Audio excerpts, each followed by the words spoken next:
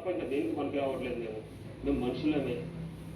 మమ్మల్ని ఓటు ద్వారా కాకుండా అన్ని రంగాలు వివిధ గుర్తిస్తారు. మా ఈ రంగాన్ని కూడా అదే విధంగా గుర్తించాలని చెప్పేసి రేవంత్ రెడ్డి గారిని కోరుకుంటున్నాం. మేము చాలా రకాలుగా నష్టపోతున్నాము. ఇప్పుడు ఈ మధ్య 10 మినిట్స్లో డెలివరీ చేయాలని చెప్పేసి ఒక కొత్త యాప్లో కస్టమర్స్కి అట్రాక్ట్ చేయడానికి మాత్రం తెచ్చారు. కానీ దానివల్ల మేము చాలా నష్టపోతున్నాం.